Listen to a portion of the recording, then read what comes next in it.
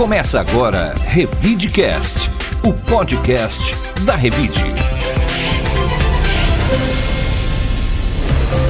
Revidecast tem o patrocínio de Ribeirão Shopping, sempre muito mais. Olá, eu sou a Bel de Farias. E eu sou o Murilo Pinheiro. Vamos às principais notícias da semana na nossa cidade e região. É o Revidecast, o podcast da Revide. Revide. Continuaremos no tema mais urgente do momento, que é o agravamento da crise da Covid-19.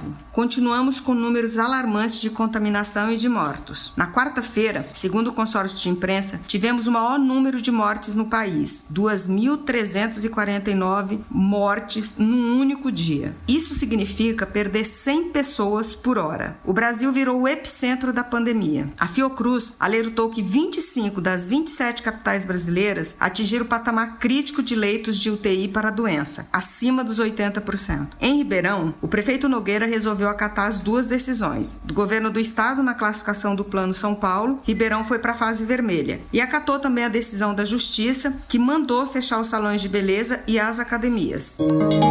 Revide.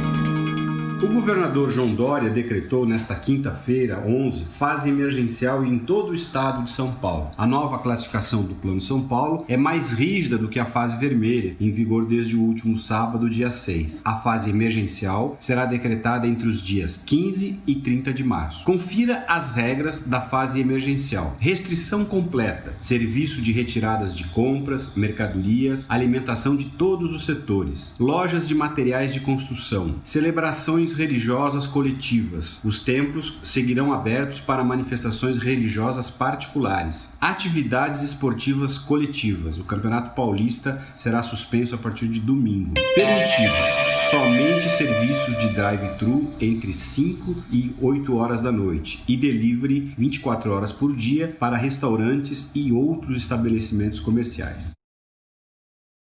O teletrabalho será obrigatório para atividades administrativas não essenciais. Os órgãos públicos estarão fazendo teletrabalho, escritórios e qualquer atividade desde que o setor não seja essencial. No transporte coletivo, para evitar aglomeração, o governo propõe o escalonamento de horário de entrada no trabalho dos seguintes segmentos: das 5 às 7, trabalhadores da indústria; das 7 às 9, trabalhadores de serviço; das 9 às 11, trabalhadores do comércio. Na rede estadual de ensino, as escolas estaduais estarão abertas apenas para alimentação, distribuição de materiais e chips com agendamento prévio. A Secretaria Estadual da Educação recomenda para que todas as atividades nas escolas sejam reduzidas ao mínimo necessário para diminuir a circulação de pessoas. Quem puder, deve ficar em casa. Os recessos de abril e outubro serão antecipados para o período de 15 a 28 de março, sem prejuízo do calendário escolar. Alunos não terão atividades obrigatórias a desenvolver e devem permanecer em casa. Outras medidas: toque de recolher entre 8 da noite e 5 da manhã. Proibição do uso de praias e parques. Proibição completa de qualquer aglomeração. Usar máscara em todos os ambientes internos.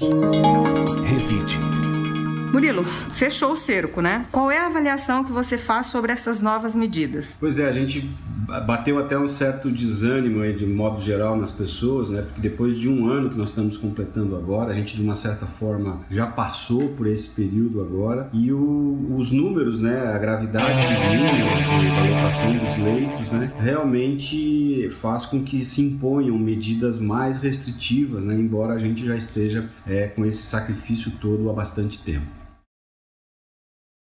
Vamos continuar com as notícias sobre a pandemia. Agora, pelo menos, é uma boa notícia. Serrana iniciou a última fase do Projeto S nesta quarta-feira, dia 10 de março, e vai até domingo 14, quando serão vacinados os integrantes do Grupo Azul, a quarta e última região a receber o imunizante do Instituto Butantan. No total, 66% do público-alvo já recebeu o imunizante na cidade. 18.775 pessoas foram vacinadas durante a campanha nos grupos verde, amarelo e cinza. O resultado é considerado satisfatório, segundo os pesquisadores do estudo. Gustavo Volpe, um dos coordenadores médico do Projeto S, uma adesão de 80% da população de cada um dos 4 grupos já seria um bom indicador de que se pode chegar futuramente à imunização coletiva na cidade. Os moradores receberão a segunda dose entre o 21º e o 30º dia após a primeira aplicação. Murilo, vamos lá. O que você me diz sobre isso? Qual a avaliação que você faz sobre esse projeto? Esses resultados aí que já começam a aparecer em Serrana são fantásticos, né? Primeiro, eles estão conseguindo classificar, né, as cepas que estão circulando nessas definições aí de P1, P2, e eles já perceberam que o vírus tem mudado bastante, né? Começa com um, passa para outro, né? E ele, às vezes aquele primeiro volta. Então, assim, eles estão conseguindo identificar todas as mutações. O segundo dado positivo é que as pessoas estão aderindo, né, à vacinação em Serrana. E o terceiro é que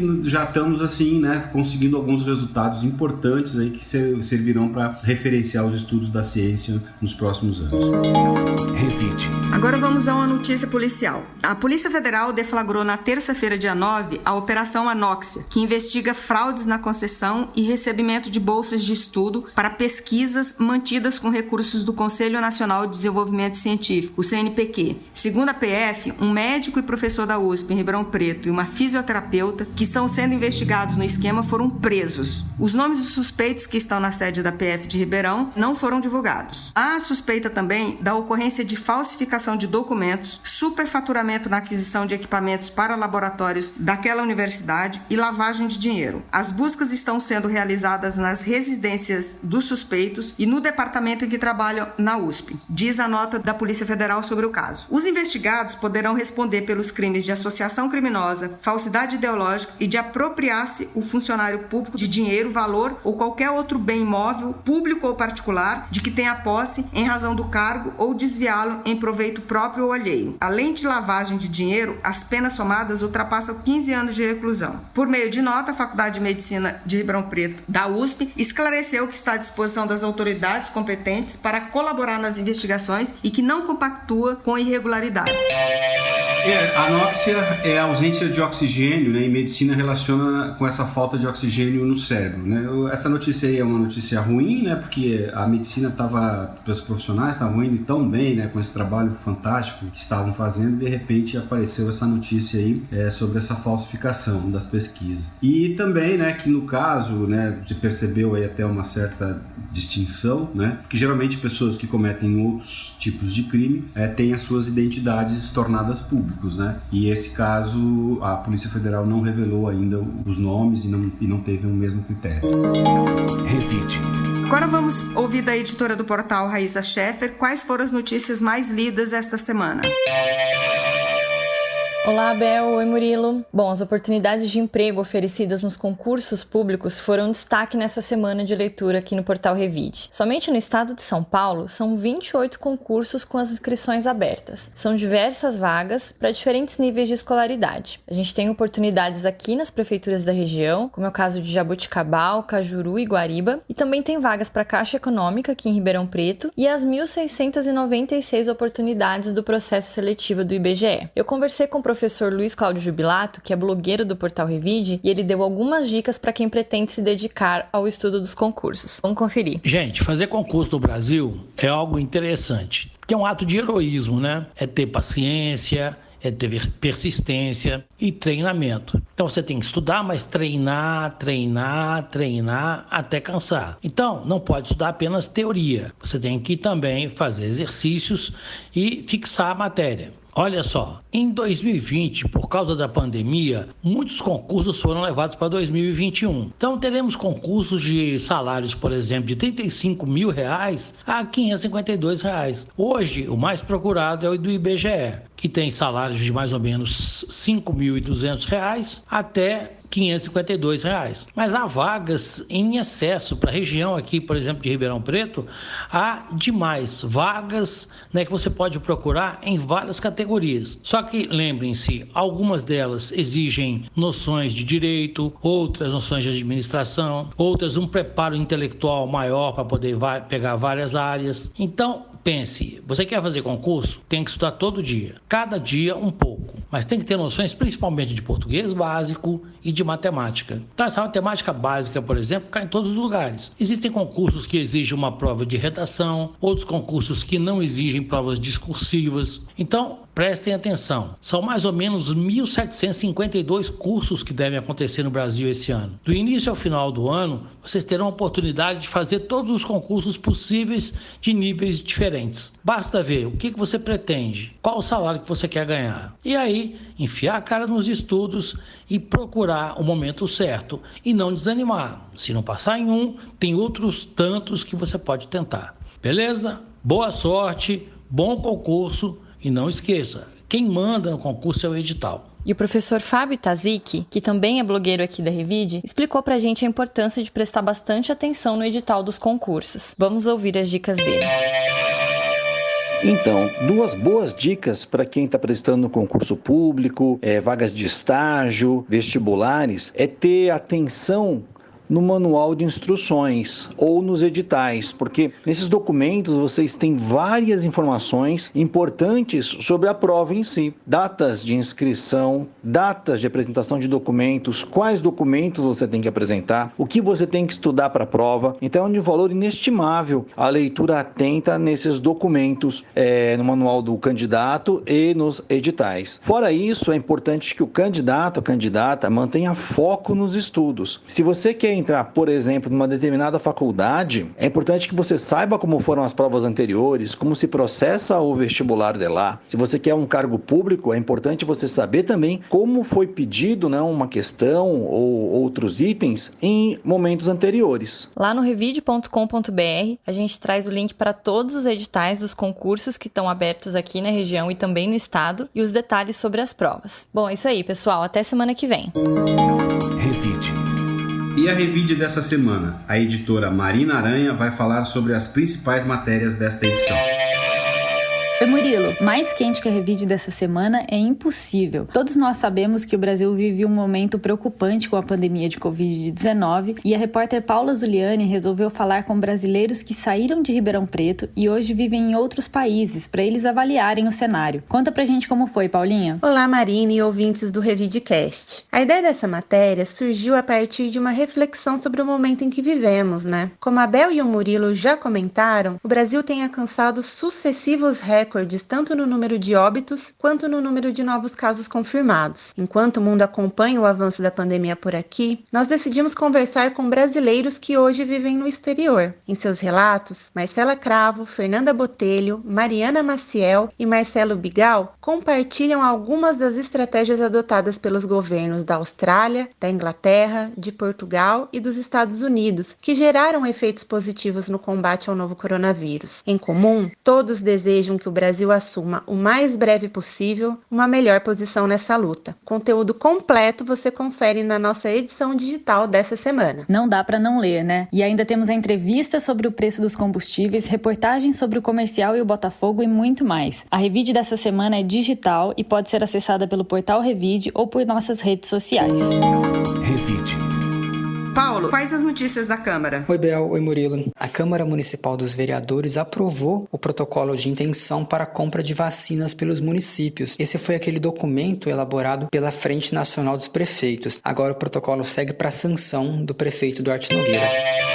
Até o término da coletiva de imprensa nesta quinta-feira na Prefeitura de Ribeirão Preto, o governo do estado ainda não tinha publicado o decreto que regulamenta a fase emergencial do Plano São Paulo. Apesar disso, a Prefeitura adiantou que deve acatar as novas regras, inclusive ampliando o toque de recolher aos finais de semana. E durante a coletiva conversei com o prefeito Duarte Nogueira e ele comentou sobre o momento que o município atravessa na pandemia e qual a avaliação que ele faz das regras propostas pelo estado. Vamos ouvir o prefeito. Nesse momento, nós estamos passando pela situação mais terrível da pandemia, desde o início dela, em março do ano passado, quando os primeiros casos e as primeiras mortes começaram a acontecer. Nós estamos agora numa situação onde o número de internações cresce de maneira absurda e a capacidade da estrutura hospitalar de abrir novos leitos, ela tem uma capacidade que não pode ser infinita. E esse momento terrível no Brasil todo, em São Paulo, em Ribeirão Preto, não deixa de ser diferente, ele precisa contar com o apoio de todas as pessoas.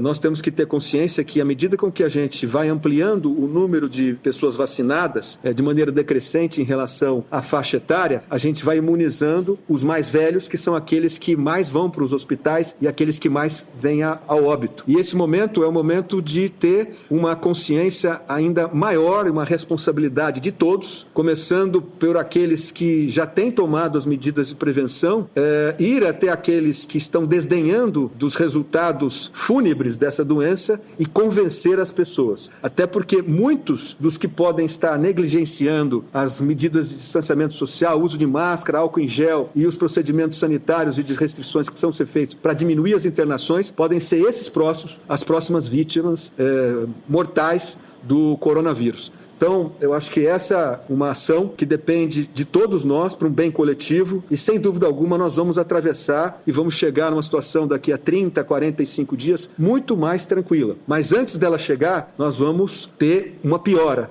E essa piora será o menor possível à medida com que todos colaborarem.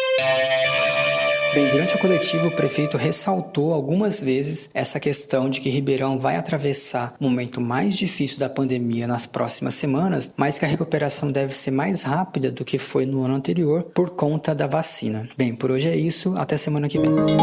Revide. Marina, quais as dicas de livros, filmes ou séries para o final de semana? Olá, Bel. Eu tô de volta com as sugestões de cultura para curtir em casa. Minha dica de filme da vez é o longa Eu Me Importo, um misto de suspense e comédia que, eu confesso, também deixa os nervos à flor da pele. A protagonista, Rosamund Pike, faturou o Globo de Ouro pelo papel e o filme foi um dos mais vistos da Netflix. Na história, Rosamund interpreta Marla Grayson, renomada guardiã legal que dá golpes em idosos, enganando a justiça. A última vítima de Marla, no entanto, dá um pouco de trabalho e pode pôr os planos da protagonista por água abaixo. O livro que indico nessa semana é O Tudo é Rio, de Carla Madeira. A obra de estreia da autora é curta e intensa. Conta a história entre o casal Dalva e Venâncio e a prostituta Lucy, mas vai além de um mero triângulo amoroso. É o desaguar de acontecimentos que unem as vidas dos três. É forte e arrebatador. E para encerrar, uma dica de série. Expresso do Amanhã apresenta um futuro em que o planeta Terra congelou e os sobreviventes vivem em um trem em constante movimento. Disputas de poder e intrigas nos vagões dão o tom do seriado, baseado em um livro que também já rendeu um longa para o cinema, disponível na Netflix. Por hoje é isso e até a próxima, pessoal! Revide. Agradeço a todos e quero desejar um bom fim de semana para vocês. Aproveite a companhia da família e dos amigos. Bom fim de semana para todos e obrigado por nos acompanhar. Até a semana que vem. O Revidecast tem a edição do Rodrigo Leone e está disponível nas plataformas de áudio Spotify, Amazon, YouTube, SoundCloud, Deezer, Apple Podcasts e Google Podcasts. Você ouviu Revidecast, o podcast da Revide.